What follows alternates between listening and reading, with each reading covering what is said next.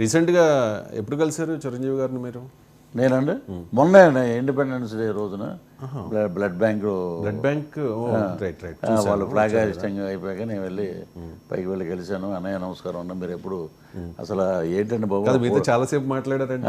ఆ ఫోటోలు ఏంటండి, ఆ కటౌట్లు ఏంటి, అసలు ఇప్పుడున్న యంగ్ హీరోలు కూడా ఎవరో పనికిరారు అలాగా.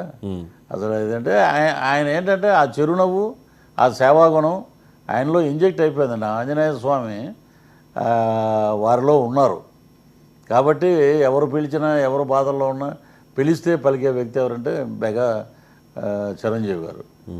ఇక్కడ ఏంటంటే చాలామంది అపోహలు ఏంటంటే ఇండస్ట్రీలో ఉన్నారు కాబట్టి మీ అందరికీ చెరువుగా ఉంటారని. అంటే కాదమ్మా, బయట ఇండస్ట్రీలో ఉన్న వాళ్ళందరినీ కూడా ఆదుకునే మనస్తత్వం, అలాంటి ఇన్సిడెంట్లు చాలా ఉన్నాయి అని చెప్పి మేము చెప్పడం జరిగింది. అన్నయ్య మీతో పాటు ట్రావెల్ చేయాలి, సినిమాల్లో మేము దూరం అయిపోయామని చెప్పాము. తప్పకుండా మనం ఇక మీదట అన్నీ మనం కలిసే నడుద్దామని అన్నారు. రైట్. నాకు తెలియక అడుగుతూ ఉన్నా, చిరంజీవి గారితో మీరు ఎన్ని సినిమాలు యాక్ట్ చేశారు?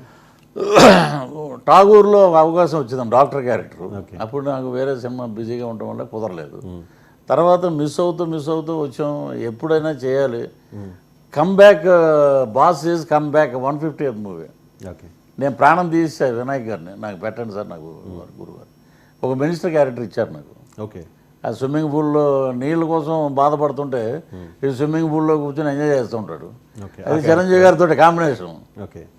కరెక్ట్గా అది ఏమైందంటే ఎడిట్లో తీసేశారండి. అది తీసేస్తే మా అమ్మగారు చనిపోయిన రోజు అండి అది, కరెక్ట్ సంక్రాంతి 18 రిలీజ్ అన్నారు.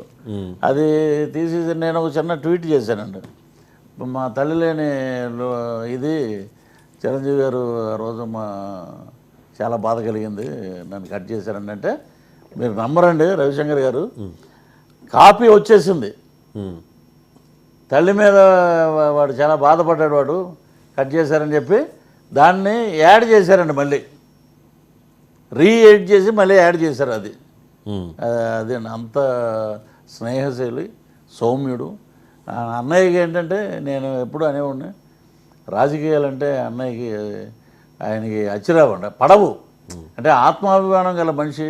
ఎవరేమన్నా కూడా ఇక్కడ ఏంటంటే కత్తి పంటికి పన్ను, వజ్రంతో కోయాలనే సామెతలు ఉండొచ్చు, వాటికి దూరం.